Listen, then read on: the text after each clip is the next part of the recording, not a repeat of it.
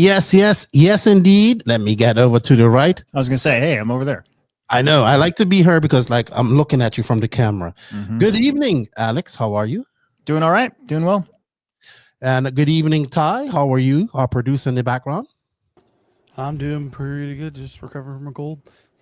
You sound like you're a little bit sick, but thank you for joining us. And we thank you all for joining us out there in YouTube Landia and Facebook Landia. I don't see anybody doing any type of chats right here right now. So good evening to everybody. We are live on the JConcepts Facebook page, YouTube page, and the No Name RC podcast page. If you guys could share this out, we greatly would appreciate it. We do have a poll going on in the No Name RC podcast page, YouTube page, because I can't do it to JConcepts as well. But it's, if you go over there, you can see where it says, what type of surface do you prefer for 10 scale? And it has 4 different options. And we're going to take that poll and see what you all prefer at the end of the day. And while you're over at the No Name RC podcast page, hit that sub, like, and notification button. We greatly appreciate it. All right. So we are back for our second live show for the JConcepts INS series, brought to you by A-Main Hobbies, Hobby Wing, JConcepts, Schumacher, Exalt, Team Associated, Reedy, and of course, our friends, the Elite RC Productions crew, doing all the work. Good evening, RCX. Good evening, JWRC. Good evening to you guys. Elite RC Productions, doing all the production. Joining me is Alex Sturgeon, who was on her last week. We had Aiden Horn on last week. It was very entertaining with Aiden. I just dropped the reel today that was pretty funny, and there were just a lot of funny reels from Aiden, so there will be more coming out. And our guest this week is he's actually the 4-wheel drive winner this year, Broc Champlin, and him and Aiden will go battle it out to be the 2-wheel drive INS champion at Hoosier in a few weeks' time. It's not too long from now. Yeah, it's not that far off. Not at all. Good evening, Jeff Storm. Good evening, Anthony Santi. Good evening, everybody. Hello, Paul. How are you? Thank you for joining in. Alex, how are you? What have you been up to? Good. Just this last week, been working on some Q4 inventory at the Plex and trying to get some stuff sort of locked in for that Christmas season, and been working on the track. So the dirt oval is officially back in at our place because we're having a dirt oval race in 2 weeks to start the season. So that was fun. It was hot, and yeah, just unfortunately had to get rid of that drop down right before the loop from the INS layout. That had to go because all that dirt was sitting in turn 2 of the oval. So okay, so the oval is on the very right hand side now, right? Yep.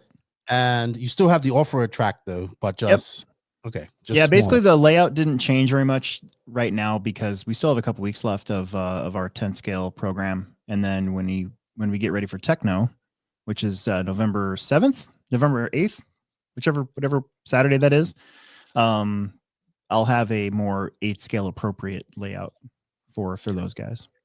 Okay. Busy man. You always stay busy. Yeah. I was just before I was coming on her, I was geeking out. I saw this happen. Did you see that new, completely nothing to do with 10 scale, completely nothing to do with racing, the new 1/6 scale Red Cat crawler that they just dropped? I actually did see that. I saw that in the in our ordering system. Yeah, and I was like, oh man, look at that. It's nice. Yeah. You know, I was geeking out on that. We actually ordered one of their old ones a while ago. This was a while ago, but it was for some guy who was trying to make a robot, and he wanted it to be big, and he saw this big Red Cat crawler, their previous version or whatever it was, and that was the last one of those we ever ordered. That was a number of years ago, but I don't know. Yeah, it looked pretty cool. It looks pretty capable. You know what? I want you to stand up. I want our audience to see this awesome shirt that you're wearing, because I think it's great. And those who are of our age will know what this is all about. What an awesome shirt. That's Bart Taylor versus Crew Jones right there. That's right. Rad. The most epic ever BMX movie ever. I have some shirts that I can't wear to the track because I don't want to mess them up. This is one of them. Gotcha. I don't want to get like tire sauce on it or get it all messed up or anything. So I wouldn't either. And so if you don't know, they actually printed their shirts and sold them in the movie. Not that actual shirt, but you know. Yeah, it was a major plot point because otherwise they couldn't participate in the race. Yeah, the hell track. Oh man, Yeah. everybody wanted the hell track. Oh, hold on, my 1 second, real quick. My puppy just entered and he opened up the door. Tony Kaser, the Vertex. It's on my list. 100% comp, 6 scale. Absolutely. Take off for a second, real quick. Yeah, I was contemplating ordering that for the store. I still might. We've done okay with the axial big stuff, although this is a little different. So, but yeah, we'll see. I apologize. My little puppy just barged in the door and he doesn't know how to close it yet. My cat does that. If I leave a sliver of the door open on accident, she'll nudge it and get in there where my wife doesn't like her to be. So Coney says we need a 7th-inch tusk. Is that a tire? Yeah, that's a JConcepts tire. Okay, that's actually an interesting name. Yeah. So we do have Broc Champlin in her. Also, we're going to bring him in a few minutes, but you told me some interesting news that you and Will are going to start your podcast up. Yeah, we'll be back on Monday. Monday is my only day off. Like you said, I'm a busy guy. I'm a busy guy. Monday is my only real day off. And so we've always scheduled our podcast on Mondays. And in the summertime, especially when there's enough light out, like I'm out doing my other hobbies. So I like to fish. I got a little boat. I like to fly airplanes. I like to mountain bike, that sort of thing. So my Mondays in the summertime, we've almost done like a summer break, it seems like. So I don't think we've had a podcast since June. And we're going to be on again. I want to get him on to talk about the oval race we're having. And then of course go over some stuff that we've had at Plex, like the INS race and Friday nights, just fun stuff that we like to do. When we get on, we don't talk about a lot of national stuff. I kind of leave that to you. Like I've said that before on our thing. I'm like, we'll let Keenan worry about all the sponsorship deals and silly season. And, we worry more about, kind of the local scene or what we think about certain things. If something does come up, we definitely talk about it, but it's fun. It's just fun for us to be on. You have a very healthy local scene. So I get that. Does Will still race? Oh yeah. He races oval right now. Oh, he's big into dirt oval. So he bailed from that. He made the AMA at the Chili Bowl this year in mod sprint, which is a big deal. And he just won the King of Dirt.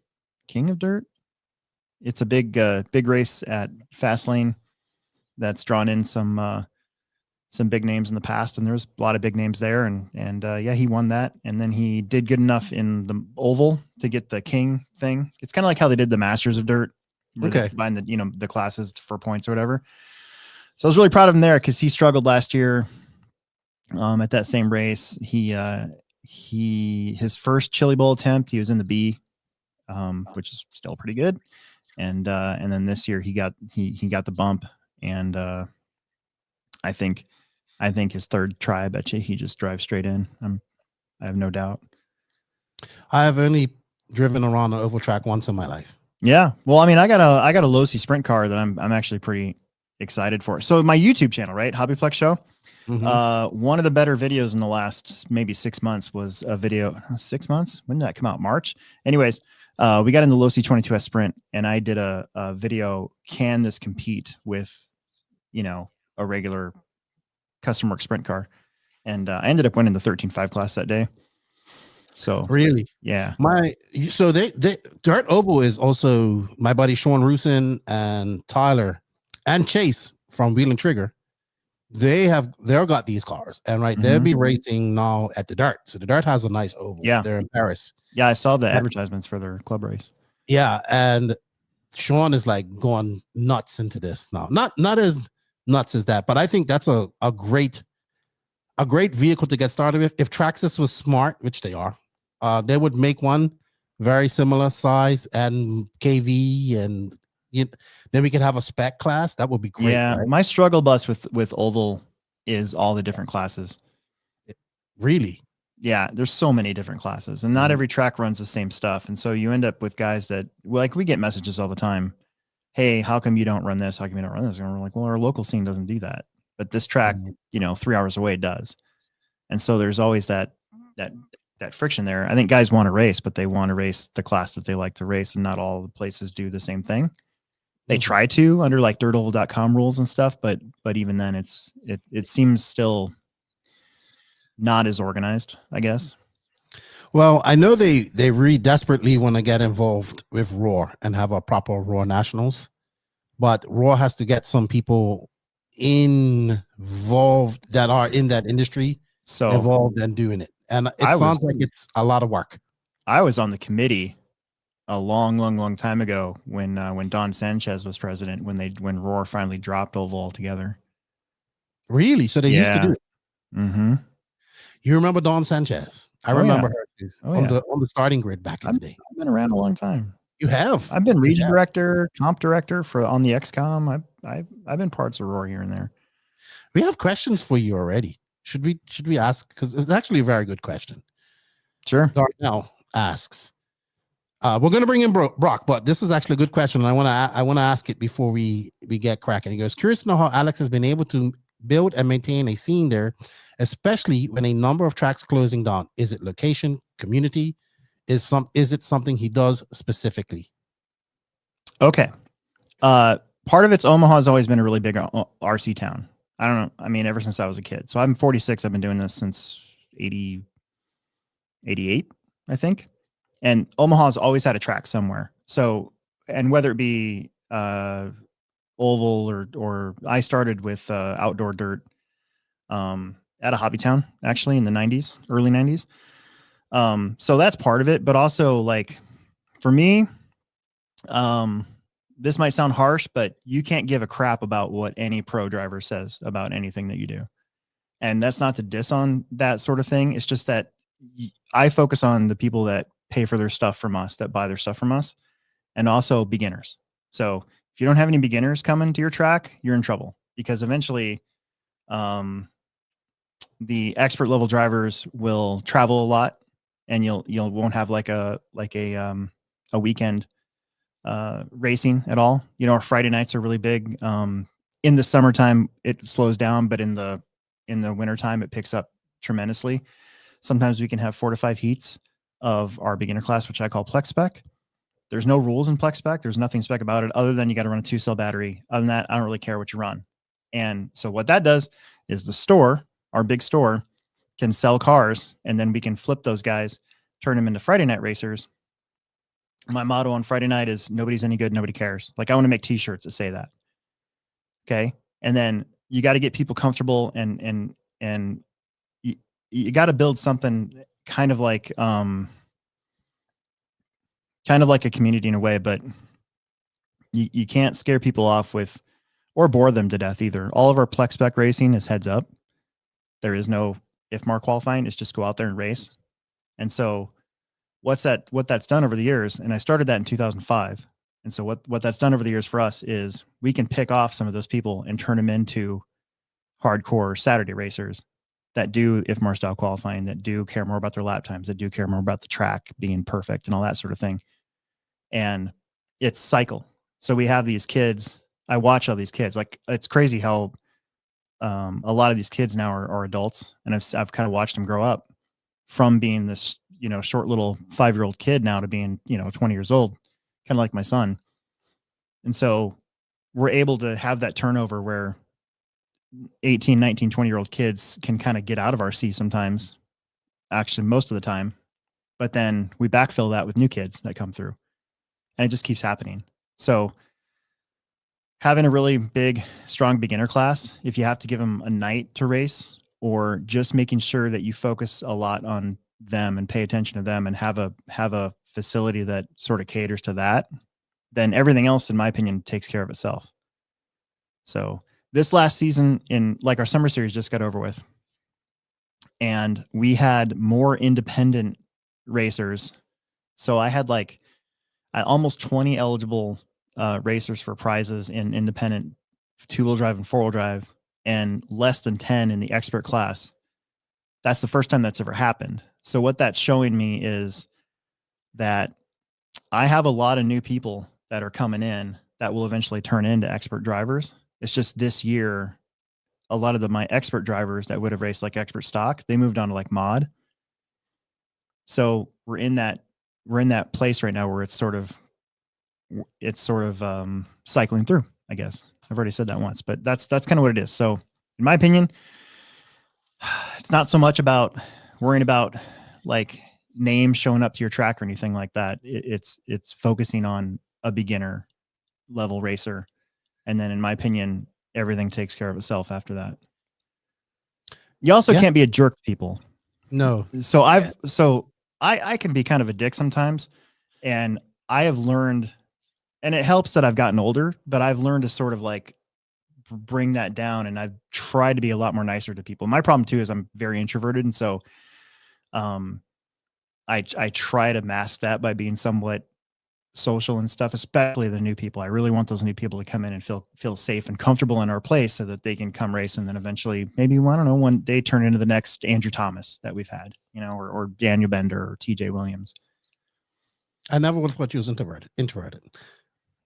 Well, I mean, I'd like to talk. I like to hear myself talk. So that's why I like doing this sort of thing. But I mean, I can be very standoffish, right? Sometimes I just want to be left alone to announce a race and stuff too, you know? Got you. Yeah, but I noticed when you have those headsets on and you're working on the track, like, don't disturb me. Yeah. Right. All right. Good question. Good answer. And you have definitely created quite a great community out there at the Plex. My video, I'm going to drop it next week. I've been hurling off. Reason I haven't dropped it because you can hear me breathing a lot. Well, I'm fat and out of shape, but that's all right. Dude, one of my first YouTube videos, we were doing these unboxings, and my camera guy that used to work with us, he's now a store manager at other store, Cam. He was great. Like he did it. I didn't even have to tell him how to do anything. He just automatically like zoomed in and backed up and kept me in the shot and everything. One of my other guys, I had him, because he wasn't around, I had him do the camera work, and he breathed the whole time. Total mouth breathe the whole time. So guess what happened in the comments? All the comments, man, what's this guy mouth breathing for? Like unwatchable video because of the mouth breathing. Blah blah blah blah blah. Mine isn't that bad. All right. Well, we got Broc there in the background. He's working on his car, getting it ready. Let's bring him in. Let's have a word. Thank you all for tuning in. Don't forget to share this out. We got 78 people, and let's get over 100 in here, and or more. So share this out. We greatly appreciate it. And let's bring in Mr. Broc Champlin. What's up, Broc? How are you? What's up, guys? Fantastic. Sporting a new hairstyle today. Yeah, I got a new hairstyle. I'm growing out a little peach fuzz on the stash, on the chin. I don't think I've ever seen that from you. I didn't even know that was possible. Yeah. 23 and still have basically no facial hair. So that's all right. I can't grow a beard. I can grow this, but I can't do this. This doesn't grow at all. So I don't even try. I was doing that at 14 years old. Welcome, Broc. Hello, Lance. How are you? Welcome to the chat. I've had you on the INS show as well. I think it was like one of our first guests or second guests after the trackside. Welcome back. Thank you for taking out the time to come with us and come talk with us. We greatly appreciate it. I know you're in full Worlds prep, but also congratulations on taking the 4-wheel drive win. You've wrapped that up, so you have that clear. Don't have to worry about that going into Hoosier, but you do have a points battle brewing. You have a points battle with Aiden Horn, who was like your nemesis last year, but actually this year you and him have had zero kerfuffle. In fact, you have had zero kerfuffle at the INS this year. I just wanted to say that. So I would say well done, but I like kerfuffle. So, but good for you. You kind of just kept your head down, been coming to the races. I think you've had an exceptional year as well. You said something to Lance at INS, and you said, I want people to stop saying I am just a carpet racer. I can race on everything. And you have proven that this year. Have you proven that over time? But you definitely have proven it over this year. I watched you at trackside. I watched you at the recent the Plex, where you was dominant. Nobody could touch you.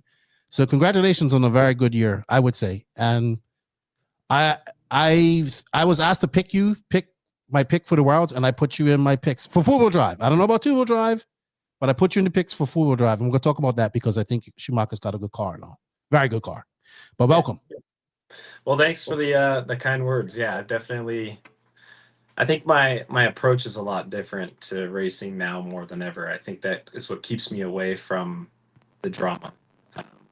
Before, I've always been kind of a lippy individual. Like, I don't like when people spout at me. I'll spout back, and I've I don't know, just taking a different approach to everything, trying to have a lot more of a positive like mindset. I think brings up with people like the carpet mat specifically.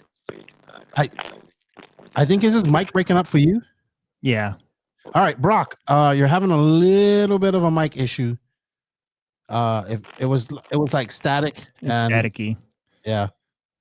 Try to talk now. Hello. Yeah, it's maybe what we're gonna do is I would say, yeah, we'll go in. Sorry guys. We do it. There we go. Could We'll be bring him internet. back in. But we'll continue on that. He was has fine had a- earlier. He was fine, I know, Yeah. but you know, technology doesn't work all the time. As soon as we want to hear his answer. I want to hear that answer. We're gonna ask him again. Hello, Jason. How are you? Thank you for tuning in. Hello, Lance. We got Chemo. Will Crow. How you doing, my friend? Working on my new SCT for Peach State. That's coming up next week. And Andy LaChance. How you doing, sir? But Chance. let's touch on that. He's one of my guys. Like, oh, here's Brock again, but I don't see his video. So, okay, he's gonna get all sorted out. It has been a very quiet year for Brock, where he hasn't really gotten into any kerfuffles or any type of the drama at the races that I've been to. He's been kind of just quietly putting in work. Had a very good year. He hasn't gone to Australia yet, but I'm looking forward to hearing how he's done and how he's prepared. Maybe growing up, getting a little older now, 23, maturing a little bit, maybe doing this full time as well. I mean, he's been doing it full time for a long time, Yeah. but kind of living on his own now. I think he's up there in Utah. So I don't know. You've had more experience probably seeing Brock at your races and stuff like that. I've only seen him a few times at the Florida Carpet Championships, and then of course. Yeah, I mean, one of the things. Sure. I mean, I have some questions for him, but he's always done really good at our place. So the last 3 or 4 years, he's always been battling for the wins, especially in 2-wheel drive. But yeah, he's always done really good. For a while there, it was like Dustin Evans and him, like 21 and 22. It was going to be one of those two for the win. Really? Yeah, really. We do have a poll going on the NNRC YouTube chat. If you guys can do that, LaChance wants to pivot back to dirt oval for a couple minutes. Well, yeah, I think he made the dirt oval. I think he made the 8 Chili Bowl in one of the other classes too. Oh, that's why. It was I'll have to refresh my memory. Maybe Midwest Mod, something like that. I don't know. Again, there's so many classes I can't remember the names of all of them. So you have to forgive me if I screwed that up. Well, I tell you, my first experience with Dart Oval was a Wednesday night in Charlotte, North Carolina, and it was me and my buddy Mike Hill. A lot of off-road racers said, "Hey, you got to come check out this Dart Oval racing Wednesday night." So we pulled into some dirt road, like way off the beaten path, going no lights, no nothing. I'm like, there's no way there's an oval track out here. Yeah, going through the woods, and then you come to this area and you just see lights. And whoo, it was like 100+ people there. Oh yeah. My first experience was in the 90s, like that track I talked about. It actually was a hobby town, and it was called Rockbrook, and they had an oval with an off-road built into it. And I think the first night that my parents ever took me there, I raced off-road, and then the second night I raced oval. I raced dirt oval with a Jerix T, and that was super fun because I remember being super excited about how many laps I did. But like now that I'm older and I can use logic, I'm like, well, yeah, you did more laps because you're only going in a circle. Like, of course. I think Brock's getting sorted out. I see him in the background. We'll give him a couple of seconds. And let's see, he's getting sorted. I think he's good. Let's bring him in, hopefully. Hello, Brock. Can you hear me this time? Yeah, that's yep. Yeah, so the gyro that my phone sits on is gets quite warm, and the heat went through my phone, and my phone was melting down. So Oh man. Oh, That got makes you. sense. Yeah. Got you. You're getting compliments on your hair already from Mrs. Martin from Bombshell Racing. She says Brock's new hair awesome. just broke the internet. I just Hello, read that. Bombshell Racing. I see Matthews in her as well. I don't see McCoy in her. All right, Brock. You was in the middle of a very Dennis Gimbal just turned that way. You guys, I think it's the gimbal is the problem. we just got to get you a regular phone stand. There we go. Tripod. Dude, Will holds his phone on a Coors Light and a like a wooden brick. You were saying that you approached your racing a little bit different this year. Maybe you can. Yeah, I want to hear that answer. You lost all of that. Yeah. So, yeah, I think you had mentioned kind of just keeping my nose out of trouble, I guess. And I think my approach to racing has been so much different, and that's what it all boils down to. Like, I used to spout off at people, and then people would spout off at me, and I would clash, and yeah, just arguments nonstop, just drama, and just, I don't know, craziness. So I've just approached that, tried to take a different approach to things. All right, we're taking this stupid freaking gimbal off. All right, putting it down here. I guess it can't overheat. Moves the No tool. gimbal. There But we yeah, go. I just tried to take a different approach, really, just to my racing, and my personality has changed a lot. For a lot of people that are really close to me, they kind of explain that. That's not something I care to share with everybody, but yeah, just my personality's changed a lot, and so that's really helped. And I've also changed just like the way when I'm coming into events or things are happening at events, just trying to be more have a more positive outlook. So I think that's to thank when it comes to those kinds of things. But I'm naturally like a fiery person. I know that there's probably people in here that watch like the motocross racing scene. Like, there's multiple different ways to go about it. And before, I was more of like the Deegan approach, where I needed something to fire me up. Like, the more upset I was, or the more pissed off I got, the more, I don't know, the better I could focus, the better off I was on track. Now, it didn't help me off track by any stretch, but I've just tried to kind of pull away from that side of things, and it's definitely helped my relationship with a lot of the other racers, like Aiden, for example. Spencer and I had many clashes in the past, and those kinds of things we've grown as individuals, and certainly with myself for sure. And I think, yeah, we've just grown away from those times. So I was gonna say, see, I never thought of you. I've never thought of you like that. Like I know, I think I've been around a few instances where you've had words with people every once in a while, but sometimes for where I was looking at it, I was like, well, yeah, he's justified in being pissed off about that. Like, you know. yeah, I mean, there's certainly scenarios where it's justified, but at the end of the day, sometimes all you do is make a fool out of yourself. Yeah. And so that's kind of like, I don't know, as I get older, as I mature more throughout life, naturally, I realized that the easy way out is like the easy route to go is just zip it, keep it to yourself. So, I I mean, see I a certainly trend. still get really pissed off. There are Oh times yeah. you can get me absolutely wound up, but it takes a lot more now. Like, you really have to do something to get me fired up. It used to be like, you look at me wrong and I was fired up. Mm. Has that helped? Has that helped you in the pits? Like, is it more fun? Oh, for sure. I think I went from like a more serious pit. I think a lot of this too, like especially the change this year. I know that a lot of the guys that are racing that are my age, like, we're all about the same age. You got like Aiden, Tom, Chase is a little bit younger. Davey's not too far off. Brendan's my age. Um, if I'm missing anybody, my apologies. But we're all about the same age, and Spencer isn't too much older than us. And I think because I am very much like a cut the crap kind of guy, and like I'm there to not just like, I think a lot of people certainly come in with the approach, like Aiden has a more fun approach, for example, who come in and he's having a good time. They have a lot of laughing going on in the pits, and Tom is the same way. And so when Tom joined the team, it really, I think it changed myself as well. Like, more people come and conversate with me. I think people get a little bit more of like a Broc Champlin away from the racetrack kind of feel, because it's like two different people. Um, but I think Tom is somewhat to thank for just like being outside of my shell a little bit, having more conversations with people, meeting new people, like the Omaha crew, for example, your guys' entire crew.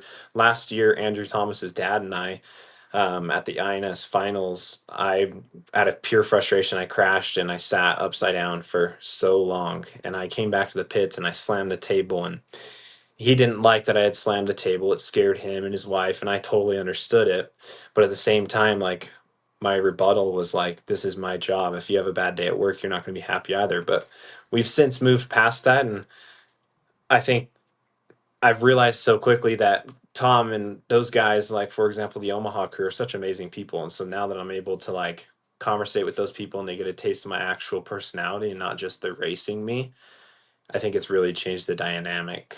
I don't know what happened to Alex here. No, I'm still here. Yeah, he's still there. His camera's not I think on. the but camera he's shut there. off.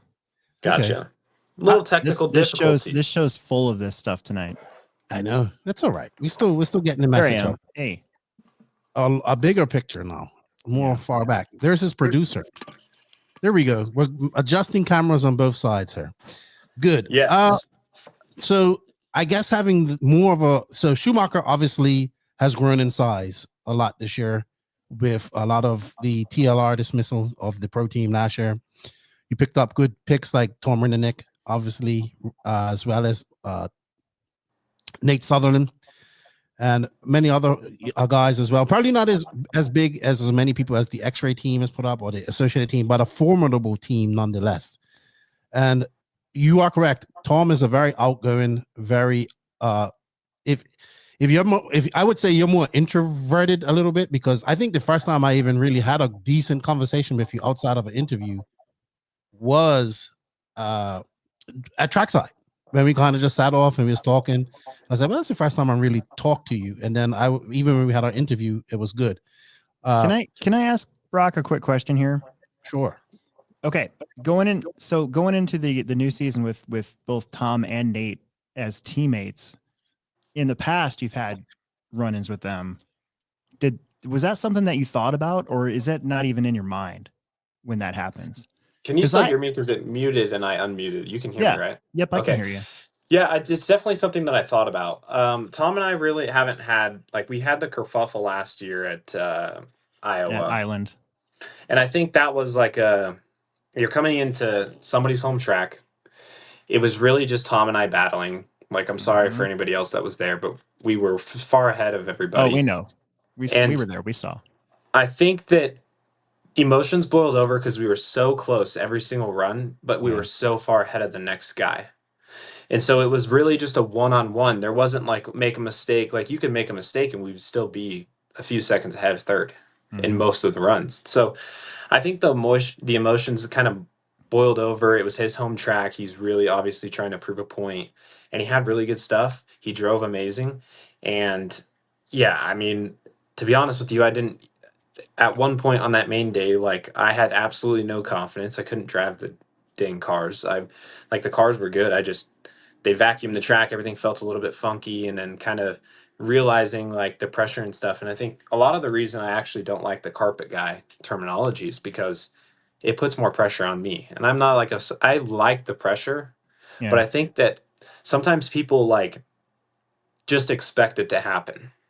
Like, they just are like, oh, he's going to a carpet race, he's going to win. I don't like that, Otherwise, why are the other guys going? And so, I don't know, I think Tom and I definitely had that scuffle. Other than that, there's really never been much with Tom. Not that I can think of, at least. Obviously, Nate and I, we've had last year, we got into it at Omaha. Yeah. And but I think that was like I don't know, I'm not a guy like, that's where the personality changes come in, because I used to, no matter where I was, how I was doing, you could really get under my skin. Now you have to literally probably hit me as hard as you can and throw me into the wall, and my car has to shatter before you really get me that fired up. And I think that was just like, here's this kid, he's now interrupting the racing, like, he's up there battling, like, he's not interrupting, but he's throwing his name in the mix now. And I think I got the same treatment when I first was like on the scene racing with the guys like Mayfield. I absolutely love Mayfield, but if you go ask Mayfield what he thought of me and how he felt in the conversations that we have had before, there was a point in time where Mayfield just didn't like me. And I think anytime somebody new comes on the scene, you're so everything's so fixed to just what the norm is. Mm-hmm. And there's a new guy racing. They race differently, and everything just feels different. And so that was just like a fluke thing. I was fired up. It was obviously, and at Omaha, I've won every single time I've gone there in 2-wheel drive, and I think I've won 2 of the 4 times in 4-wheel. Yeah. And I finished second the other time in 4-wheel. And that specific weekend, I was 8th in 4-wheel. So it was by far the worst time I've had in a class at that race. And I was just, the track was stuff hard. boiled over. Yeah. That layout was hard. It was hot. Yeah. You know, it was just kind of one of those things. But I just wanted to ask that because I've never been in a position where I've suddenly have a teammate with, you know, somebody that I just had a run into, you know, a couple months before. So I just want to see your insight on that. Tom is no problem. Tom and I talk like every second of every day, it feels like at times. And we work really well together. But yeah, Tom and I have never really had, I mean, even that stuff that happened, I'm very much like, you can piss me off. If talk to me 5 minutes later, that's probably your best option.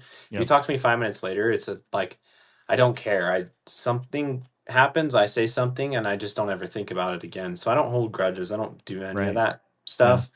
It was a little bit awkward with Nate at first, I'll admit, because like that had happened and it kept getting brought up, but we've since moved on from that. Yeah, and sorry to Tom bring it and up I again. moved on from our situation like literally the next race. So yeah, I figured. Cool. Okay. I'm gonna have to go research that incident now because I don't know what it's about. So it's fine. All right. You're more than welcome to, man. Everything's out there on social media. Everything is accessible. I mean, there's a live stream. Hitting, bumping, racing, takeouts, and then words get said, and then words get screamed, and then somebody has to act like a bigger person, and boom, bomb. So it happens. I mean, people believe that you guys are Superman and shouldn't hit each other, but what they don't understand is that when you guys do hit each other, it's just as much as a surprise for you guys as it is for everybody else because you didn't plan that sometimes, unless you did plan it. But I can't think of a time that really happened. I've never really been like, yeah, I'm just going to go take somebody out for fun. I've certainly joked about it before. If someone gets me fired up enough, I'm like, I'll just burn your doors off, dude. But that hasn't happened in a long time, man. A lot has changed for me. So that's good. That's good. I guess it comes with age. It comes with maturity. And you talk about Mayfield. You've been doing this for quite some time. You're 23, but you have been doing this for quite some time on a professional level. Yeah, definitely. I mean, I think my first year of being making a paycheck doing it, I mean, it was nothing extravagant, but I think it was 2019, 2020, I don't know, one of those years. But I mean, in the RC industry, it takes a lot to prove yourself before you can even get a paycheck. I think I won Surf City in 2018 in one of the classes, and that used to be like a really big, like it was almost the nationals. Yeah. So yeah, I've definitely already been through quite a bit. I've experienced quite a bit. Definitely not as much as some of the other guys, and not as much as what's going to come. But yeah, I've been doing it a little bit longer than I think people think. Awesome.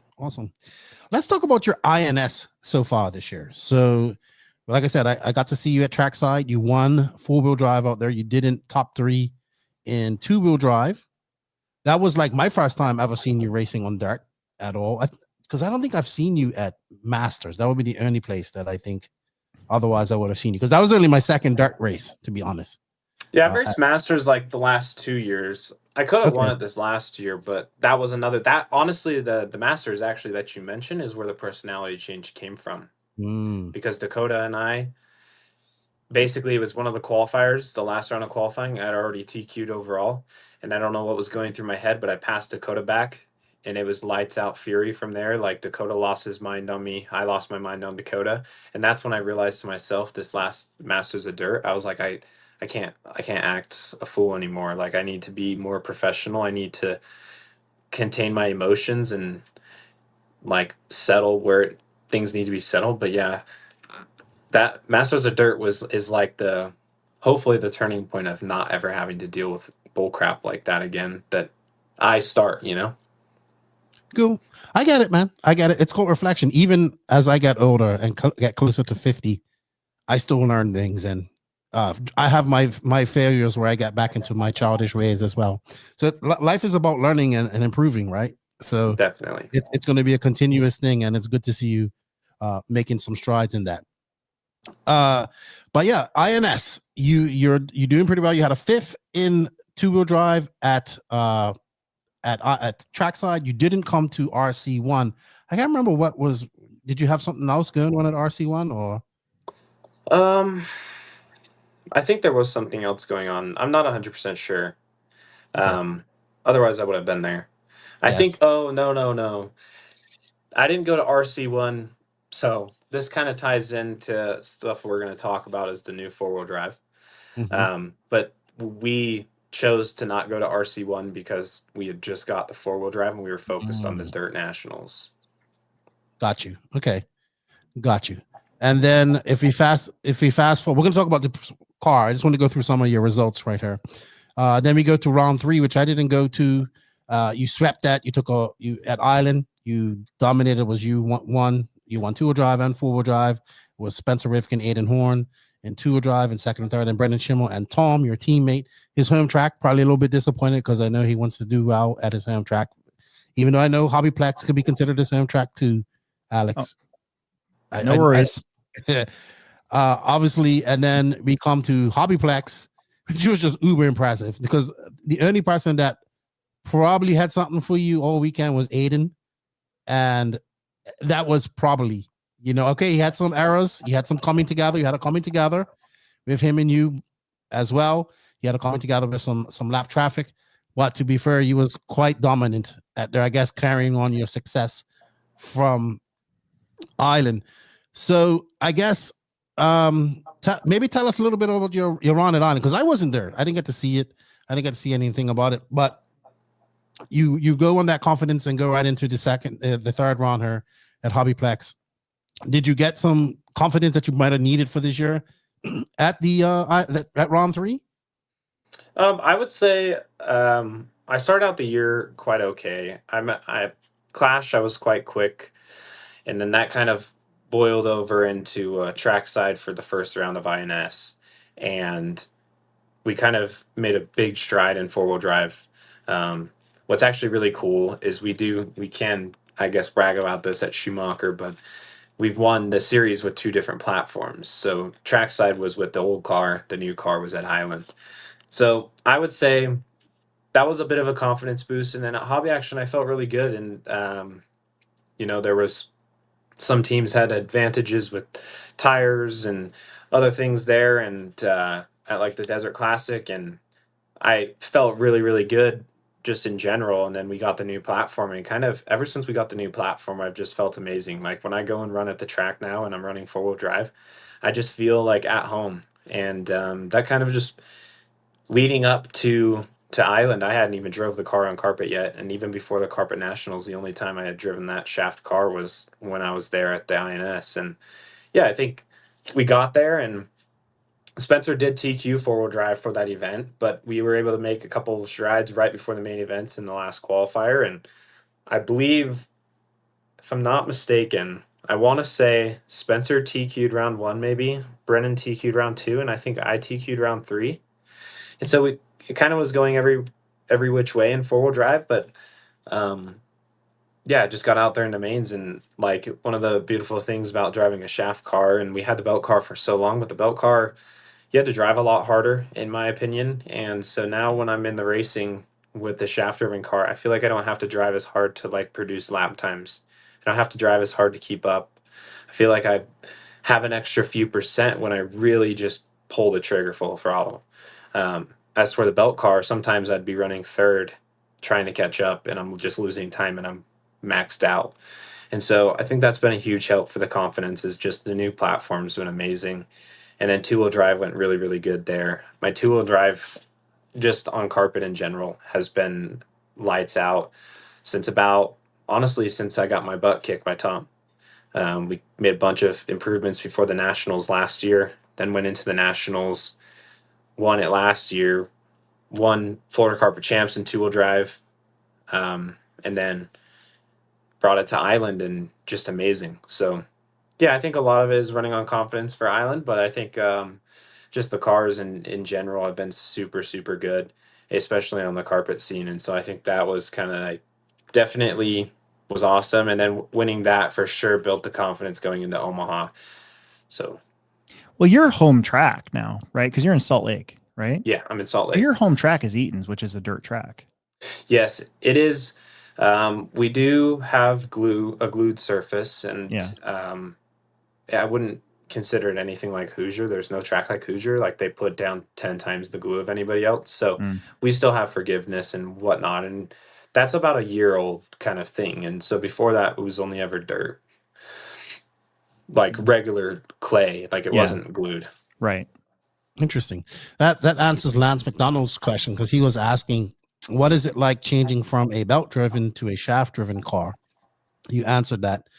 And he wanted to know what was some of the notable differences. You also kind of answered that as well. You're just able to push it more, right? Yeah. Why do you think it took Schumacher so?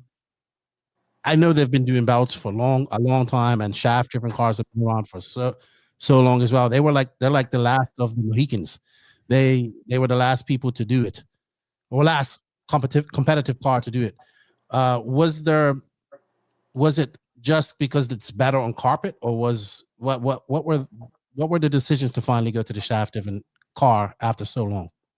I mean, I think we were ahead of the 8 ball for many, many years on the high grip stuff. We had the front adjustable brake, the FAB system, which didn't exist in the shaft driven cars. So the advantage to the belt car for many, many years was you get on the brakes, the car doesn't dive up on the nose because you just loosen the front brakes. So the car stays very flat and you don't lose time on entry. You have extra entry steering compared to the shaft driven cars. However, as time goes by, people figure out how to make stuff for a shaft driven car that will do the exact same thing. And I believe X-Ray was probably the first people to do it. And they built a front adjustable brake slipper, a one-way slipper for their four-wheel drive. And just over time, as they got the shaft driven car figured out with that, we started to just fall behind. And we were still winning races and it was still a competitive car. But we had to drive it a lot harder than we had preferred. And as far as handling, jumping, landing, steering, all that stuff goes, it was amazing. But it was just the get up and go out of the corner. A belt car, I try to explain to people, once I get past half RPM, it feels like the belt car is endless power. It just keeps pulling and pulling and pulling. However, the bottom end, the drive line might be a lot lighter, but the actual friction of the belts, because as time has gone by, we run more power. Well, more power with belts, you got to run a tighter belt. So as the belt gets tighter and tighter and tighter, the more power you run, you start losing like that, just like the edge on the bottom. So now we're getting pulled out of the corners. And I think I want to say at some point last year is when they started the development. And I think we just brutally got our butts kicked at a race. It was a carpet race. And they were like, all right, it's time for shafts. And we had an amazing car and we just couldn't get out of the corners. So we had just and decided let's make a shaft driven car that handles just like our belt driven car and we'll have a really good platform. And I had preached since the moment I joined Schumacher, which was 2022. I had said, well, 2021 maybe. Yeah, 2021 I joined. And I just was like the whole time I was like, dude, if you put this exact geometry on a shaft driven four drive, it would be ridiculous. And so that's kind of that's the route we've gone. Impressive. It's looking good in your hands. It's looking good in your teammates' hands over there in Europe. I guess my next question on that would be, do Schumacher listen to you? Because it's a difference, right? It's a difference from over there in Europe and over here in the USA. Different surfaces. They don't race on dirt as much as you guys do. Even I think like the carpet that you guys use is a little different as well, or that we use over here.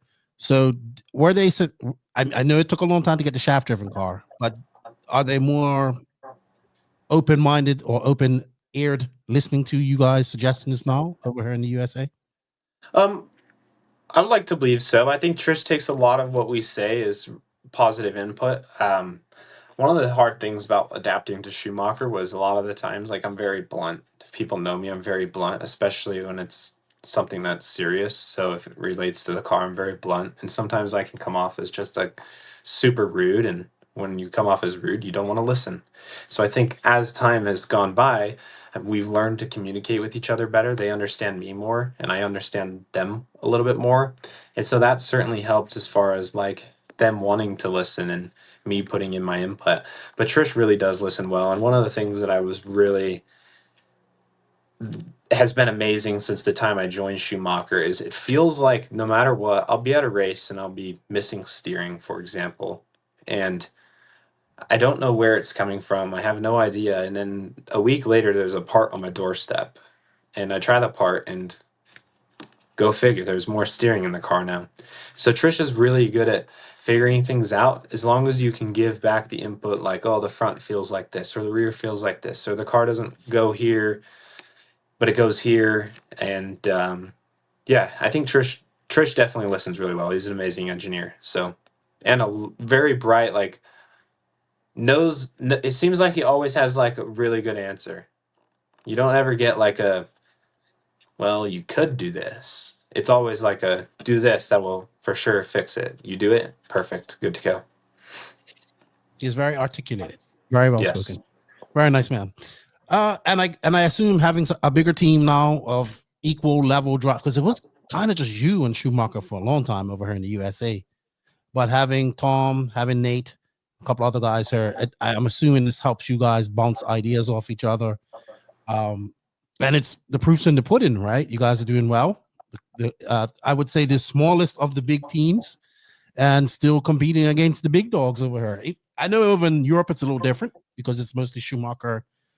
Well, Schumacher, it's the same. It's Schumacher, X-Ray, and Associated, but it's kind of, I would say, more heavily X-Ray and Schumacher compared to Associated. Yes. But I saw it this year, and you can see it. Nate's doing well. You're doing well. And good stuff, man. Good stuff to Schumacher for coming up with and a very anticipated car. People were talking about this for quite some time. Yeah, for sure. It's definitely it's weird to get back into the swing of having teammates.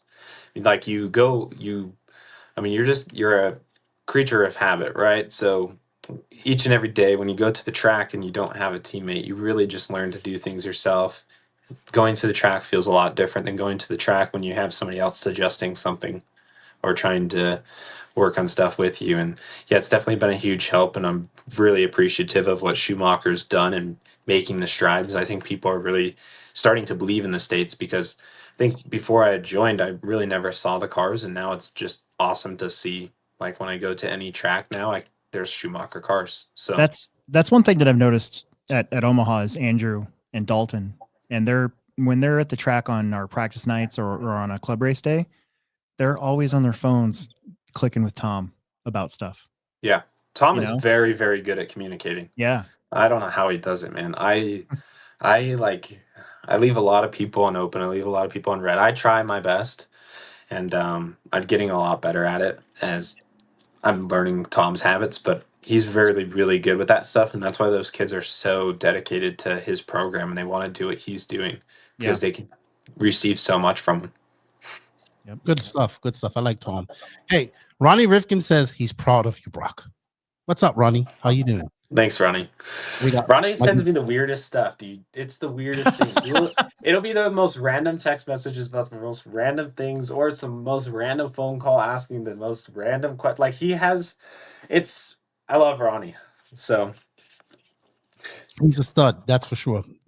All right. So Hoosier coming up very shortly here. After the Worlds, we're going to get into the Worlds here. But let's talk about the finals here. Like you said, you have four-wheel drive wrapped up, and we had Aiden on here. He's going to give it his best at the race. He wants to take that two-wheel drive title for you.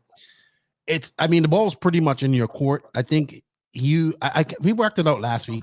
I'm sure Alex wrote down notes. I know I didn't.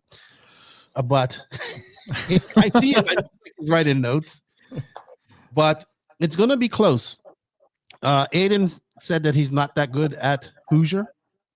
You did well at the if I remember. How did you do at the Clash? I can't remember. I wasn't watching back then. I was second in two-wheel drive.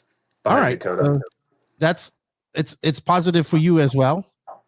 So, what is your game plan coming into Hoosier in a few weeks' time.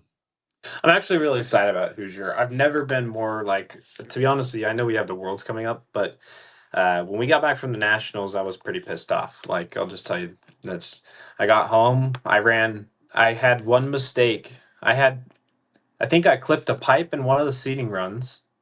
The other seeding run was perfect. All the qualifiers, 0 mistakes. I had more 99% consistency runs in that weekend than I've ever had.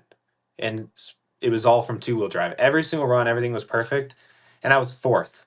So I got home and I just went to town, man. I started Brennan had won. So I really looked into what those guys were doing. I was looking into just, even the AE guys, like Davey was really quick. So I'm trying to figure out what they were doing. And I found a lot of little things that went so much further than I thought would go. It's as simple as just little bind spots in the car, and mechanical bind through the transmission and stuff like that makes a huge difference. Your bone in your outdrive is unbelievable what that can actually do in a car. So I'm really looking forward to going. Looking forward to just a little bit of redemption from the last time we were there for the Nationals. I would love to drive just as good, but have a little bit more in the gas tank, and I think I should be okay. As far as the math goes, I have a 101 and 101, and it was at 96 for a 5th. Yeah. And then what's Aiden got? He's got a 101, a 99, and 2 98s. 2 98s. Yeah, so he's got a 98 at RC1 and a 98 at Island. I thought he had finished second there. So are we tied then? Even with... If you take one of his drops away, then yeah, you guys are tied. Gotcha. Wow. I didn't know that. I thought he had it. So how I had thought about it was basically if Aiden TQs and wins, it's done. If Aiden wins, it's done. Mm-hmm. If Aiden finishes second, all I have to do, I think, is finish 4th. Mm-hmm. You got to improve your throw out. Yeah. But, I think I'm definitely not thinking about it like that. I'd rather just go and figure out how to win. And then hopefully that that solidifies it, obviously. So just go and try and win. And if not, just put it on the box and see what happens. But yeah, it's going to be close. Aiden can say he's not good there. Aiden's good there. He won last year's it wasn't 2 years ago. He won the INS there in 2-wheel drive. So I don't know what he's talking about. He's quick there. Aiden's always quick. So it'll be good for sure. Okay. I just wanted to remind people we do have a poll on the No Name RC podcast YouTube about what type of surface. If you click the poll and vote, we will have the results at the end of this conversation. Bunch of 8-scale people are voting on that. Booster. I know, but I see people putting in the comments, and gotta go vote on there. I would love to do it on the JConcepts one, but we'll get that sorted next week. Okay, so Aiden did say something that was interesting to us last week. My question to him was about, I would really like to see you top guys take the INS a little bit. Obviously, you take it seriously in this run one, but there's no fend. He hasn't showed up for a lot of the rounds. I get it. Guys are busy. Some of these guys are racing 8-scale and whatnot. And Aiden pretty much said that on his contingency scale, he gets very little for the INS. And right now, it is the only 10-scale series going on in the world. Period. It's international, because international people could come do it. But on a national series, like over there in America, but the international guys can come as well. I don't know how you feel about it. Maybe some things you'd like to see improve. How do we get these guys? Because we want you guys. I see you taking the point seriously. You've done the math. You figured it out. But we really need to get you guys behind that as well, right? And promoting it and taking it seriously. I think it's a cultural thing because we're not used to it in the USA and RC.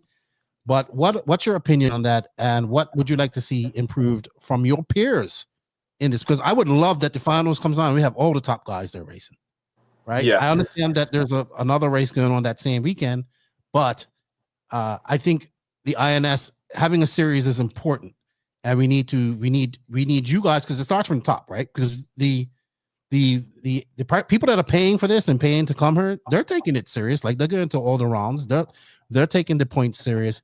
and I want you guys to take it serious as well. I'm not saying that you aren't.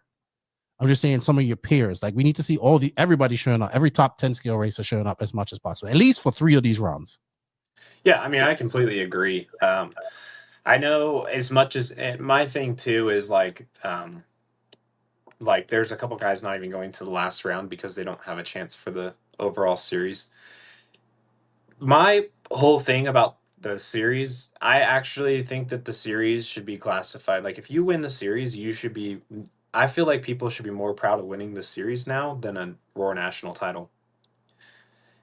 It gets more That's entries. my hot than a take. World National And title. the reason I say this is you're racing on this year through. Well, let's be honest, 4 different surfaces this year because trackside's its own surface, Omaha is its own surface, carpet, and glue. So you're racing on 4 surfaces. You've got 5 rounds. And for me, as far as like contingency goes, like, I'm not going to spout my contingency, but it isn't a whole lot different than a national title. Like, it does pay pretty well. So it's like, for me, I feel like it's more like you just showed up, you had to show up, you had to score your best points. Even like, especially when you miss a round, you give the other guys an opening. Like, especially like for me, you could say like, oh, I missed a carpet round. That was an opening. Like, what does the series look like if I didn't miss the carpet round? Could I have bettered that 5? So it's really hard to win if you don't attend every single round, and you've got 5 different surfaces to race on. I personally feel like it's honestly harder to win the JConcepts series than it is to win a national title. A national title is 5 days of racing. The whole series combined is what, 20 days of racing. Yeah, so our ProTech race that we have in April every year, like, I've structured that by how INS does it. So every time something changes on INS, we do the same thing at the ProTech race. I stopped emulating our big race after the Roar stuff because I thought the INS was better. I mean, I have no shot against Roar. I don't want that to be like. Yeah, and that's not what you're saying. I have no shot against Roar. I think it's the same thing with the Reedy race. I think that the Reedy race used to be harder to win than one class at the Worlds. Yep. Because you had heads up racing. You had 12 rounds. Yep. You had to be perfect. You had to pass. You had random grid start positions. Some guys would average a better starting, and it's both classes combined. And at the end, you had 2 runs that didn't matter for the whole thing. The Reedy race to me was harder to win the Worlds. And it's more fun to watch. Just as much prep as a Worlds too. Yeah. Missed the Reedy race. I really do. Yeah. But I think it starts with you guys. Like, I think it's unfortunate that the vintage race is the same weekend as INS, the INS finals, right? But we need you guys to take it seriously because you guys are the top tier. Like, we always scream, we need a series, we need a series, we need a series, but we have one. And like you said, on 4, almost 5 different surfaces altogether, right? And I'm glad that you have. I understand that you missed 1 round. You have 2 drops. You just have to make 3. But I would love to see people come for 5, right? I understand that many people have more like 8 scale races and schedules, but I agree. Aiden said he would like to see a payout, and I think I mentioned that to Rona on one of our podcasts as well. He would like to see a payout going out throughout all the classes, but I would definitely like to see a payout, some sort of payout, not schedule, but payout contingency for you guys to make it better and more appealing. And I feel as this is the only international 10 scale series going on in the world right now, because people would say EOS, but EOS is 1 race now. Yep. And it was at its time, EOS was one of the best, if not the best series in the world. Oh, it's so rad. I tried to copy so much stuff from EOS when I was building carpet tracks at the Exactly. It's unfortunate that it is going, but my dream is to see some of these fast European and now Japanese, because we have the Kayuki Kata. He's really fast too. My dream is to see some of these international guys come over and participate in the INS, because it amps up the level more, right? But it has to start with you guys. So I implore your peers, which are the pro guys, to come out and take part of this. Take it more seriously, like you are. You guys are taking it seriously. You and Aiden are taking it seriously. I mean, dude, I take this serious. This series, thankfully, I've been in a position to win it every single year with both classes coming down to the last round. Otherwise, I can't. I don't know if I would take it as serious, you know. But I've Yeah. had the opportunity to battle for the championship, shall we say, at the end for the last, I don't know, 4 years. But like right now, I mean, I leave on Thursday. I've got a flight to Australia, and right now I'm prepping my car to go and run on Saturday to go try a couple things. So when I come home from the Worlds, I don't have much time to run. Like I have maybe the Tuesday, and then I have to hop on a flight Wednesday. So I'm going to go run on Saturday, go run my Worlds 2-wheel, and go run my Hoosiers 2-wheel to like I'm taking it quite serious. Like I'm ready. building my Hoosier 4-wheel drive. That way when I get home, like if I have the opportunity and the owner allows me to go on like the Monday, then I'll be able to go. But yeah, I always feel like I come in with like the most zesty ideas with setup and stuff, and I'm always kind of throwing stuff at the wall because I want to make sure that, you know, for me, like I want to make sure if I have the best opportunity to win. So as far as the cash payout goes, my only thing about that is I think it's fairly difficult to judge the pay scale when it comes to those things. I personally feel like that's a team obligation, a contract thing that needs to happen. I think that if the drivers want more money from it, that's something that they should be chasing with their sponsors. But the only way they're going to get that from their sponsors is if it grows, like the hype around it grows. So, and where does that start? It starts from the racers, like you're saying. So if the racers build more hype around it, then they can get the teams to pay more. I just don't know if the current state of RC allows for a cash payout per se. Yeah. I just don't know how that works. I know that we had the exact challenge that did that the one year. Hoosier does it for the Clash of Champions, but it's really just the champion that gets like the big cash flow, which is fine too. But at the same time, like they're doing it in dirt bike racing. Like this weekend is the final $1 million for the 450 class. But then you look at the breakdown and everybody's getting paid well. So it's like, how do you adjust the scale? But in reality, I think it needs to go through sponsors and the drivers. That should be their responsibility to go chase that with their sponsors and their responsibility to promote it enough to where its sponsor can justify giving money for it like that. I like that answer. I like that answer. Two different viewpoints. Yep. I get it. But I do agree with you. It starts with you guys, right? Because the average racer is making all the trips. And they have a full-time job, and they are paying out of pocket to come to these races, which we greatly appreciate. All right, that's a great. So I will segment. tackle that. I will tackle that. I do think this comes back to what Alex was talking about before you guys pulled me into the room. Catering to the guys that are supporting the Bills. I am totally not against having a cash purse for your independent classes. Your stock classes are tough at the moment, but the independent classes, 40 plus, short course, 40 plus, it just kind of like 40 plus would count because it's the guys that are racing that. I mean, you got Brent. we're all the dads. Yeah, I mean, you're not like a factory getting factory stuff. No. You got Brent, Al. Those are kind of the only guys I think that are traveling from event to event that are getting like free stuff. They're doing all of them. But I think that like the classes like the independent and stuff, hell yeah. Give them cash, man. Yep. Make it I'm not worth mad it. with that. I'm not mad with that at all. And I agree. It should be on the driver's responsibility to go get that money, hype it up, and make it worthwhile to the sponsors, right? Because And then maybe you never know. You reap the benefit of the contract that you just signed. You win, you get that, and then you hype it up enough to where somebody like JConcepts, the guy is presenting the series, gives a cash purse on top of that. But starts with the racers, so I completely agree. Awesome. Matthew Scott Martin loves that idea. All the cash should go to the Indy classes. There we go. I like that idea. All right, let's switch gears a little bit. You showed us your Worlds car, your tires that you're using. We got the Worlds coming up, probably one of the most talked about Worlds. I can't wait.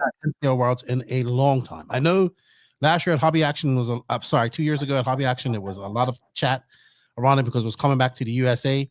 But going back to Australia, outdoor dirt, there is a lot of hype around this Worlds. You have not been there yet, so you're one of the few drivers that have not been there. What have you been doing in preparation for the Worlds? What do you think about it, and what is your attitude going into it?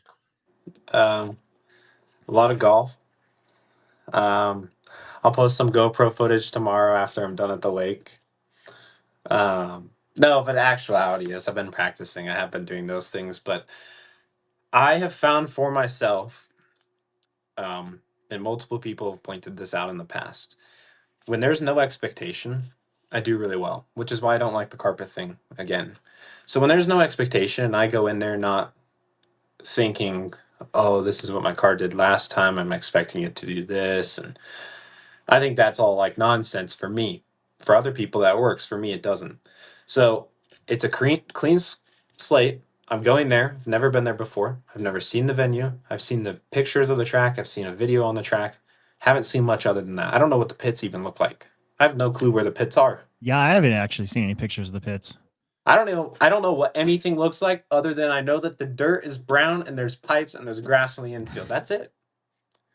And I think keeping that fresh mind coming into it is that's my approach. I haven't ran on any outdoor stuff. However, when I was growing up racing, if anybody in this chat or anybody watching this knows the old 702, that's where grew up racing.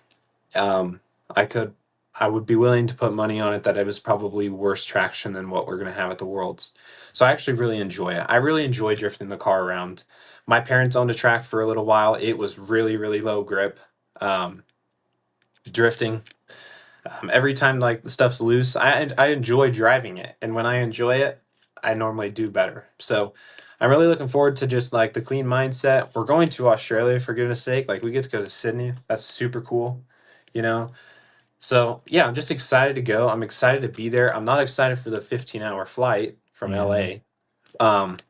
But as far as everything else goes, yeah, I've been running here at home. I'm running on a like I had said, I've only ran at my home track with these tires, but I've been running the world setup.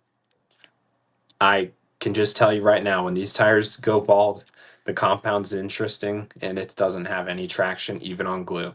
So been drifting around. I just haven't driven on a bumpy track yet. So just to put that in perspective, though, so the Worlds at Hobby Action with slicks with no sauce. I mean, it wasn't exactly super high grip there either.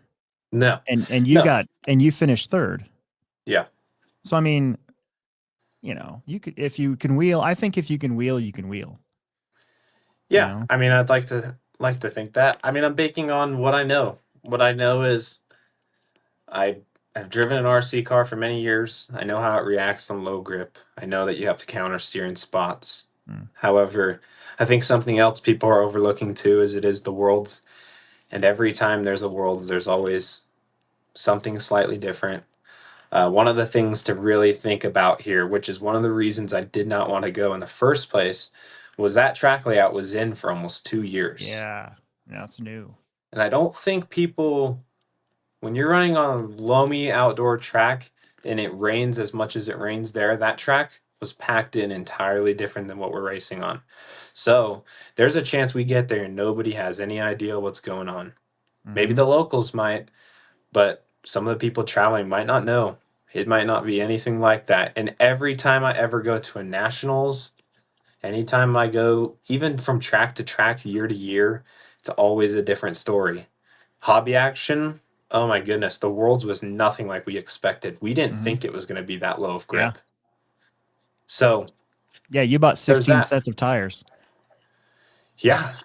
Well, we didn't, but that was another thing. Like, we got thrown the curveball. We go to go glue up our 4-wheel drive tires, and they go, by the way, we don't have enough tires for you guys to glue. So there's always something with it that changes the dynamic. Everything's going to be a little bit different. Heck, there's a chance that, we might use both rain days. There's a chance the whole thing could get rained out. You don't know. So I think just keeping a fresh mindset, understanding I've done it before. I've raced a Worlds before. I've raced an RC race before. Go in, keep it fresh. I've driven these cars with these setups, driven these tires, ran through to slicks a million times. I should be good to go. It's just going to be adapting to what's around me. Mm-hmm. I like that game plan. I am pleasantly surprised with your answers tonight, Broc. Pleasantly surprised. I like it. I like it. So intelligent. Yes, very good, very good. I like the thoughts on that. I'm looking forward to it. The Worlds are from, I think, the 29th or 28th. They start on the Sunday, do they? Yeah. You go. I think Yes. check-in is on 29th, and then we do two-wheel drive. I want to say is Monday, Tuesday, Wednesday. Mhm. Thursday is off day / four-wheel check-in, and then Friday, Saturday, Sunday. Then I believe ceremony. If it's not Sunday, it'll be Monday. Plus, we have the 2 rain days. Mm. So I Hopefully want to say they- we end maybe like the 7th or the 8th. Okay, sweet. It's, I'm gonna yeah, have it's to. October 8th. Really, that's when I leave. I'm gonna have to. Hopefully, you guys get done so I can have a recap of that. Well, Before either I way, we leave. will be done because even if they use the 2 rain days, that 8th day I want to say is ceremony day. Right. I want to say. I don't know. It's a very interesting schedule for sure. It's long. Yeah. It's very I long. realized the other day I was like, dude, do I even have like enough shorts for this trip? Because I don't rewear clothes, man. I am a freak about those things. I was like, do I even have 16 pairs of shorts? Dude. Like, So at Hobby Action Worlds, right? So it was 10 days, and I think I only owned like 4 or 5 pair of shorts. And I got to be honest with you, I haven't done my own laundry in like 24 years. So doing my own laundry in the middle of the week there was like an eye-opening experience. And I came back and I was like, babe, I love you. yeah, it's tough work. Thank you. All right. Well, we're trying to keep these to about 90 minutes. We got about 10, 15 minutes left to go. We're going to open up to some questions. We do have some questions here in the chat. One up by 7. He goes, I know he's been before, but could you ask Broc if he will be doing more carpet international races like EOS, MKGP soon after Australia? I definitely would be open to doing it. Yeah, last time I went to MKGP, I was extremely sick the entire time I was there, and it's very cold in the UK at that time of year, and I remember that. they don't have heat. So you could see your breath almost all day. It was so cold inside of the mall, and I was extremely sick. I mean, I had like Mark Musgrove, the Schumacher team manager, was going to the store, buying me blankets and stuff. I could barely walk. Like I was just sick. And then I also had like a very personal thing, a personal matter regarding family when I was there. And that made things even worse. So I would love some redemption at the MKGP. I've spoke about it. I know Schumacher wants me to do it. EOS went really, really well when I went there. It'd be cool to go back. But yeah, I would love to do those races for sure. What EOS rounds did you go to? I went to Dawn. I went to Okay. Dawn in 2023. 2023, I went to Dawn. I won 2-wheel drive, was second in 4-wheel. Awesome. All right, we got your nemesis, X-ray nemesis, Brennan Schimmel Muscles. Is I there can time read it. frame on when we will be practicing our hand-eye coordination on CS Go? Is that Counter-Strike? Yeah, Counter-Strike. We play a bunch of games. Brennan and I got a personal friend group, guys that have raced before, and that's how I met them. They don't do anything RC related anymore, and most of them. But Brennan and I are the RC geeks in there, and yeah, we play a bunch of different games. But CS is on the schedule for tonight, so whenever this ends, Brennan. We also had a question earlier. A gentleman asked, "What do you do to mentally prepare for these races? Do you have a routine as well?" I kind of want to ask that too. Do you have a certain type of music you listen to? Do you psych yourself up in any way? I listen to every genre of music, so it's not music. It's all about relaxing before I go. I prep, like right now I'm rebuilding my stuff for the race that's the week after, so prep early beforehand. And then I guess gaming, and I love the lake. Like I'll be on the lake at 8 a.m. tomorrow, so just going to the lake. Like I've got a stand-up jet ski, so it's a bit of a workout, and just get the blood flowing and forget about life, hanging on for dear life. But yeah, that and golf now too. So You have an old school stand-up jet ski? it's not old school. It's one of the newer. It's a 2024 1500. I didn't even know they still made them. Yeah, it's a handful. Just got some horsepower. Jay Smoker's all into this. He's nuts, but he's got all old ones. All right, James Elliott wants to know, does Broc customize his settings of his Power HD servers since they are programmable? If so, what does he change?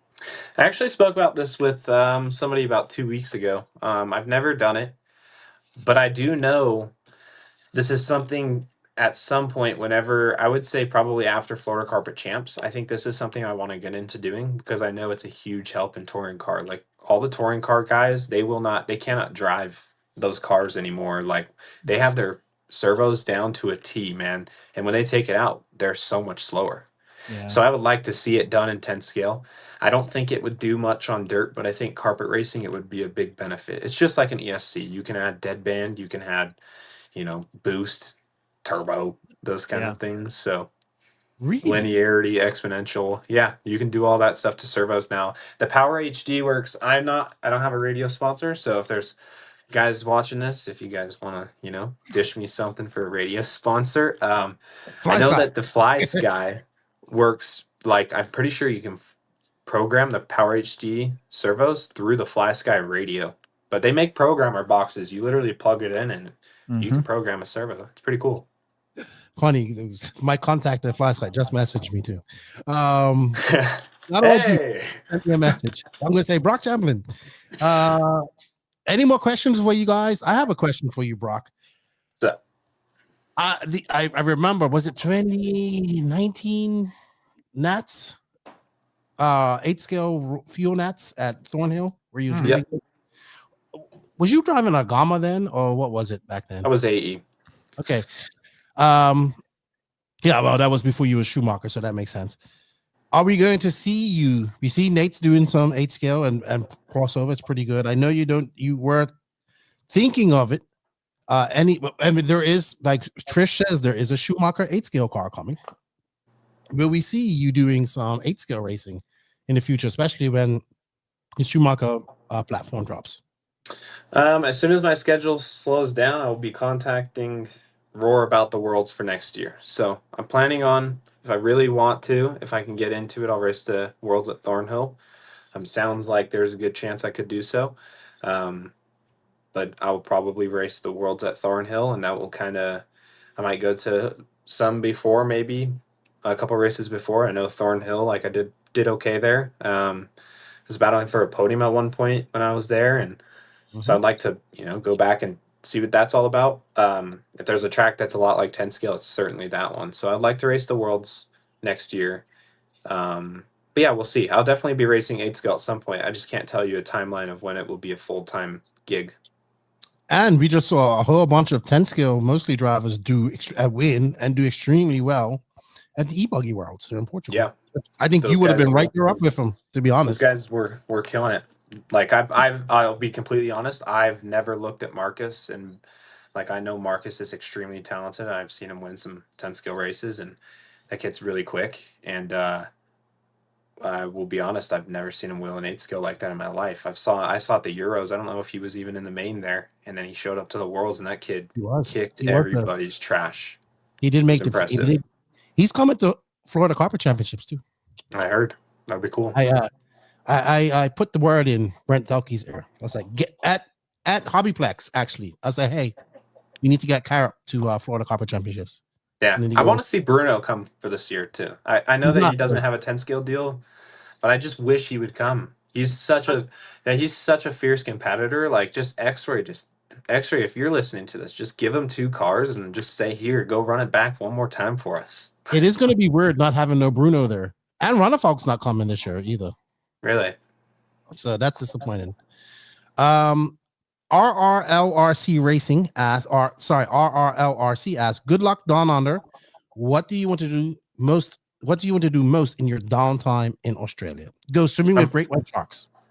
I'm Definitely avoid snakes, spiders, and crazy creatures in the ocean. I don't like the ocean whatsoever. I will tell people that. I do not mind lakes. You could put me in a lake with anything. I don't care. I do not touch the ocean. My biggest fear is submarines, so as far away from the ocean as possible. I know, weird one, but we'll get into it. But I would like to play a couple of the golf courses maybe. If we have the time, I'd like to go play golf and take some of these kids that talk all the trash and about their, you know, better at golf. So let's go out there. Ronald's Get on the pretty good at course. golf. Hold on, let's get to this phobia of submarines. Dude, it's unreal, man. I used to have the worst dreams. Like it seriously, I would like have panic attacks where submarines were falling out of the sky. It's the idea of it. Every time I see it, I see a black submarine rolling out of the water, or I imagine a nuke just straight out, piss So, missile straight out the top of it underwater. yeah, not a crazy. Red October fan, I take it. Hate it. Absolutely hate it. I remember I saw Brent Thelke and my mom were with me. This was the first time I ever went to Oregon. We were passing bridges in Portland, and there was a submarine on the right side. It was the first time I ever saw it with my own two eyes. Full panic attack, breakdown. No Scare of way. submarines, man. Yeah. Well, Brandon Shady. We've all got our own things. Yeah. I'm not. I mean, a submarine. I'll Yeah, read this submarine? comment because I can see it. I've also got a question. What is the feeling like to be below Shady on the leaderboard in most games? See, so Brennan has this, we call it a God complex. Brennan has this God complex, and I'm very competitive. There's my other friend, too. He said, "Did you hit your head today?" Yeah, you know, Brennan, he's just one of those guys, man, uber competitive. It doesn't matter what we're doing, but I can promise you that if we play CS, certainly he will be far below me on the leaderboard. Do you feel that gaming helps you in your RC at all? It depends on how I treat it. Okay. I currently, like when I go golfing, that's one of the reasons that I've absolutely loved golfing is because when I go out, it's not competitive. So I'm trying to lead away from the competitive stuff in life. And unfortunately, with the group of people I game with, it's really hard to be like, I'm not going to be competitive and then play with Schimmel. Like, you really think that kid's going to just take it easy? So, I can yeah, imagine him definitely. in the chat. I think it used to hurt me, but if I take it and I'm not being competitive and I save my competitive spirit for other things such as my racing, I think it can be used in a beneficial way. I think the eye-hand coordination definitely helps. Okay. So Felino Vasquez asks, which brand of golf clubs do you have and where do you like to play? I have Ping, Driver, Woods, hybrids. I've got Callaway, irons, and wedges, and then I've got TaylorMade putter. And then as far as where I like to play, I mean, there's a couple really nice places here. My friends and I always go to this place we call the Poo Factory because it's super cheap. It's just cheap golf, and we just go there a bunch. But as far as favorite golf courses, honestly, I've played a couple now, or quite a few, and Hill Air Force Base is definitely my favorite, which is about 25 minutes from me. How long have you been playing golf? I played golf as a kid, and then I got back into it a couple months ago. And I told myself I wasn't going to be serious, and I'm really not like competitive with it, but I care about self-improvement with everything in life. And so, yeah, definitely got all new clubs. My clubs, I literally dropped off a few hours before I hopped in here to go get fully regripped again. So, oh, you're deep. You're deep. Yeah, I've got, done some research, played a couple rounds. All right. One or two more questions, and then we're gonna wrap this up. Go on over. We're gonna wrap up the poll here shortly as well. We got let's see, we got 45 votes so far, and man, much to my chagrin, my pick is not winning right now. Alex, any questions for Broc before we move on? Not really. If it's not too personal, what's your tat about? Oh, my tattoo. So this is for my mother. If you know me, you know that I lost my mother in 2019, at the very end of 2019, to cancer. So it's poppy flowers, which was her favorite flowers. and then it's got a cancer ribbon with her date of birth, date of passing, and it says "Mom." Nice. I would like to get that done. I'd like to get a full sleeve at some point. I just can't really find tattoo artists in the place that I live. I live in Utah. There's really not a ton of tattoo artists that do high quality work out here. Right. So I would like to find somebody in Vegas, and when I go visit my family, get my whole arm done. But yeah, that's for my mother. My mom passed away in 2009, and my sister, this is her studio. I wanted to get a tattoo of her name, but I wanted it with my last name. She remarried, so all this stuff that we've had is her new name. And we finally found an actual like cursive writing of my mom's with my original last name. So I'm gonna get tattooed. I'm gonna get that tattooed right here. Yeah, that'd be super cool. And it's gonna. I also want to do like, I know this is tacky for most people, but I actually love tattoos. Like I talk about getting work done so much, and it's just like trying to figure out, because I'm still young enough to where I don't want to do too much to where I'm gonna regret it. Yeah. But I would love to have like my parents, like my father, who actually, shout out to him, he was in here earlier. But I want to get like his date of birth like across my knuckles, like, and same with my mother's. And I want like I want my whole arm and right hand completely done. So at some point, it's just trying to figure out, like I said, what works. That's not going to be like 20 years from now when I'm a lot more mature. I'm a lot older. I'm not going to hate it. So, yeah. I got my first one 3 years ago. My favorite band on my calf. Oh, and right. It had to be perfect. Yeah. Like it had to be the right one for that reason. So now I'm addicted, sort of. All right, cool. I have a few tattoos too. I got them many years ago. You guys got them. I got my first tattoos when I was your age, Brock, or younger. 21. Murillo Family Fishing. He wants to know, Brock, you say you being at the lake he says being on the lake is where you are often. Do you fish? I do not fish. I don't have an interest in fishing. For me, I'm a high adrenaline person for the most part. So when I go and get on the water, I like to feel like I'm gonna die. I'm just kidding. No, I just like the adrenaline, man. Everything that has to do with adrenaline. So fishing's just not my thing, though. I also don't know how much I can really speak on that, considering I know golf. But when I go golfing, I can't golf alone. There's no way you'll catch me golfing. Fishing's still a game, though. People. Still a game. Yeah, for sure. I just think it's like I don't know. I was not raised fishing.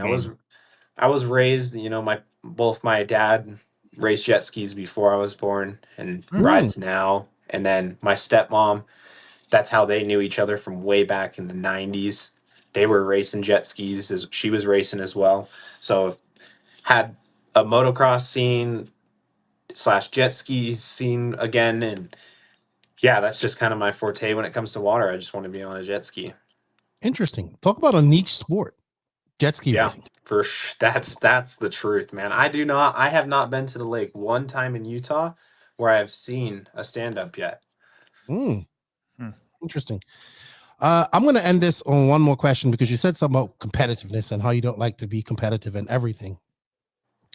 I often say that you guys, top guys in this hobby / sport, for you guys, it's a sport, right? At your level, it is a sport. I always say this: you guys are no different. Your attitude that you guys have, the mentality that you have, is no different from any other professional athlete, motor or driver, NASCAR driver, F1 driver, motocross racer, rider, football player, basketball player, baseball player. You have it, and you have the attitude, the competitive attitude, and the mentality to harness that and do what you do. It just happens to be in RC, right?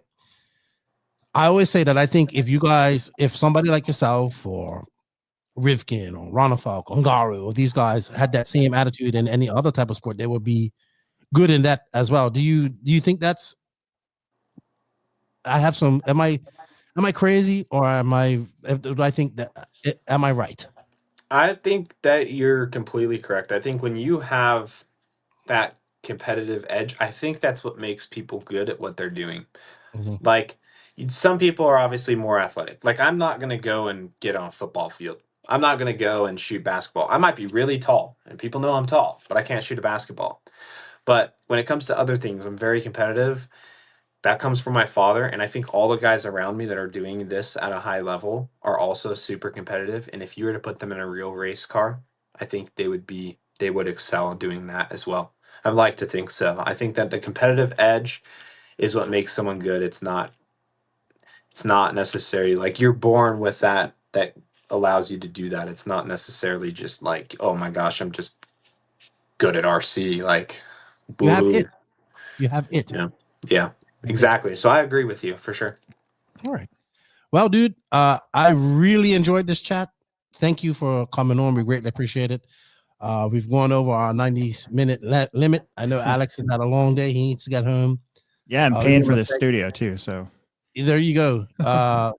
We want to thank you for your time, Alex. Thank you, Broc, for your time. Good luck at the Worlds, man. We look forward to seeing what you can do there. I look forward to seeing you at INS. Before we go, Ty, bring up the poll, please. So, which surface for 10 scale is better? Blown out dirt, 41%. Indoor clay, 31%. Carpet, 17%. And glued dirt, 11%. 46 votes. This is on the No Name RC Podcast YouTube. I'll try to have one on the JConcepts next week as well. But everybody's saying blown out dirt. Some of you guys might get your wish at some point. If you like blown out dirt, then support that outdoor track that is got blown out dirt. I wish that covered clay tracks was on here, because I'm not gonna lie, Omaha is far different than anything else we race on. Like, it's not indoor clay, in my opinion. yeah, Got you. Well, I could only do 4 options. I know, but I'm just saying, like, I'm actually shocked at the answers. I thought carpet, man. I love carpet. Carpet's the future. You guys know what you're talking about. I can't believe glued dirt is so far down there. I think because it's not as popular. Probably. It's probably what the people's home tracks are. Cool. We want to thank you guys for your support. Thank you for everything. Thank you to the sponsors. They are JConcepts, A-Main, Hobbywing, Schumacher, Exalt, Team Associated, Reedy, Elite RC Productions. Good luck to everybody at the Florida RC Championships this weekend in Callahan. Broc, have fun in Australia. Meet some kangaroos. Get over your fear of the ocean. Be careful though. Australia has everything that can kill you. Very fast. You're not helping. And maybe you'll see the non-extinct thylacine wandering around. If you see something that looks like a dog but looks like a tiger, has tiger stripe, it is a thylacine. Take a picture. You'll be famous. Gotcha. Good luck. We look forward to you having a good one. Maybe we'll be talking to you as a world champion next time. Maybe. And it's getting darker. I see it's getting darker and darker as you go. You lost your light. So yes, it was a great interview, and I look forward to seeing you at Hoosier in about a month. Great interview, Broc. Yeah. Really, Thank you guys. And then thanks to everybody that supports me, my sponsors, Schumacher, Witz, Hobbywing, JConcepts, Gens Ace, Power HD, everybody, all my friends, family. Thank you guys for doing this interview. And yeah, thanks to everybody that's watching. Yeah, and thank you everybody out there that's watching. We had a great time with you guys, and we appreciate the support. You guys have a good weekend. Be a good RC ambassador. And from Lefty, Alex, and Broc, we'll see you later. You guys are out.